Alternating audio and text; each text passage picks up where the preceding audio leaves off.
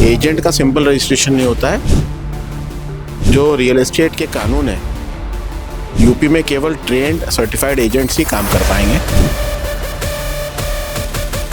65% तो हमारे नए लोग आ रहे हैं।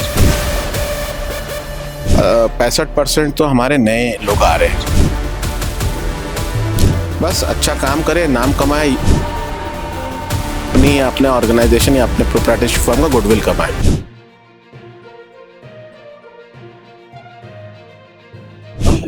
रियल एस्टेट सेक्टर को लेकर लगातार नए इनिशिएटिव लिए जा रहे हैं। हमारे साथ ज़्यादा बातचीत करने के लिए मौजूद हैं यूपी रेरा के chairman Sanjay are भुसरेड्डी। Sir, Dainik Bhaskar में आपका बहुत बहुत स्वागत है। आज रियल एस्टेट सेक्टर को लेकर एक नया इनिशिएटिव लिया गया है, क्या कुछ कार्यक्रम था? आज 2 ट्रेनिंग बैचेस थे, 21 और 22। जो 21 ILB लखनऊ में हुआ पूरे यूपी के लिए, और NCR के लिए एक हम लोग अलग वहाँ पे करते हैं। 22 का बैच हमारा।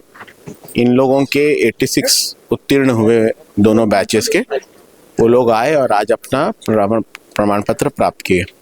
ये जितने पहले हम लोग एजेंट्स की ट्रेनिंग नहीं करते थे, अब जो है एजेंट का सिंपल रजिस्ट्रेशन नहीं होता है, उसको अप्लाई करना होता है। 4 दिन का गहन प्रशिक्षण में जाना होता है, और प्रशिक्षण के बाद उनका एग्जामिनेशन होता है। फिर सर्टिफिकेशन, जैसा आज आपने देखा प्रमाण पत्र होता है, तो प्रमाणीकरण हो जाता है। फिर ये अब अप्लाई करेंगे एजेंट रजिस्ट्रेशन के लिए। तो अब ये ट्रेंड सर्टिफाइड एजेंट्स है, तो उससे ये है कि इनको जो रियल एस्टेट के कानून है, जितने भी एक्ट और रूल्स है, उन सब की पूरी जानकारी दी गई है। ग्राहक के साथ ग्राहक को क्या बताना है, क्या किस प्रकार बताना है, किस प्रकार हैंडल करना है, रेरा कानून का इनको भी समझ दिया गया, जिससे ये प्रमोटर और ग्राहक दोनों के बीच में सही तारतम्य बिठा सके। तो ये अब हमारे टोटल एजेंट्स जो है, जिनकी ट्रेनिंग हो गई है, अब यूपी में केवल ट्रेंड सर्टिफाइड एजेंट्स ही काम कर पाएंगे, और उन्हीं को रजिस्ट्रेशन अब हम दे पाएंगे। इस पूरे ट्रेनिंग सेशन का क्या कुछ सिग्निफिकेंस है और रोजगार सृजन में ये कितना कारगर? देखिए, बहुत सारे मतलब 65% तो हमारे नए लोग आ रहे हैं। इसका मतलब वो MBA है, BTech है, और वो इसको एक प्रोफेशन के रूप में अपनाना चाहते हैं। तो एक बहुत अच्छी बात है, और उनको इससे लाभ ये होगा कि ट्रेंड होने का और सर्टिफाइड होके जब रजिस्टर एजेंट के रूप में काम करेंगे, तो इनको एक अच्छी आय भी होगी। जैसे अगर उन्होंने 1 यूनिट 1 करोड़ का बेचा, तो उनको 3% उनको एजेंसी चार्ज मिलता है, लगभग 3 लाख रुपया। तो अगर महीने में अगर उन्होंने 1 यूनिट बेच दिया, तो एक अच्छा आय का उनको साधन है।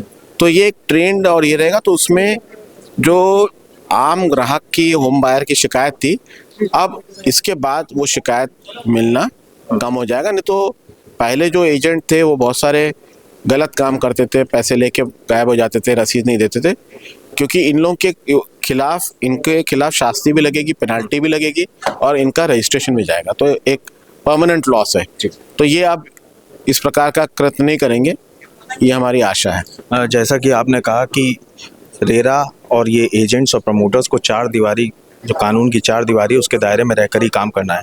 प्रमोटर्स और इन एजेंट्स के लिए क्या कुछ नियमावली है और किस तहत इन्हें ग्राउंड जीरो पे? वही इनको हम लोगों ने बताया है कि रेरा एक्ट है 2016 का, रूल्स है 2016 का, और एक 2018 का रूल्स है जो बहुत इंपॉर्टेंट है। वो रूल्स में इनका मतलब इनके लिए बाइबल है कि बिल्डर बायर एग्रीमेंट या एग्रीमेंट फॉर सेल क्या होगा, दोनों के बीच में अनुबंध है, उस अनुबंध के अनुरूप ही इनको काम करना है। तो ये उनको उस पर एक विस्तृत प्रशिक्षण दिया गया, और तमाम सॉफ्ट स्किल पे भी बताया गया, कैसे व्यवहार करना है, बाकी बातें भी इनको सब सिखाई गई। तो 4 दिन का एक बहुत इंटेंस ट्रेनिंग इनका हुआ है। ऐसे तमाम युवा है जो आपको देख रहे हैं, जो रियल एस्टेट सेक्टर में एक अच्छा काम करना चाहते हैं, उनके लिए क्या कुछ संदेश है? बस अच्छा काम करे, नाम कमाए, यश कमाए, और अपने कंपनी या प्रोप्राइटरशिप फर्म या पार्टनरशिप फर्म या LLP जो भी बना के कर रहे हैं वो करे, और अपने कंपनी या अपने ऑर्गेनाइजेशन या अपने प्रोप्राइटरशिप फर्म का गुडविल कमाए। Thank you so much sir. तो यूपी रेरा में एजेंट प्रशिक्षण कार्यक्रम का आयोजन हुआ था, जिसके तहत एग्जामिनेशन हुआ, और आज यहाँ पर उन सभी एजेंट्स को सर्टिफिकेट्स का वितरण किया गया है। कैमरामैन साकेत के साथ मैं सचिन तिवारी, दैनिक भास्कर, लखनऊ। राजनीति हो या क्रिकेट, देश विदेश की ब्रेकिंग हो या आपके मोहल्ले की बड़ी खबर, सब मिलेगा एक ही ऐप में, सबसे तेज और भरोसेमंद। अभी डाउनलोड करें दैनिक भास्कर डिजिटल।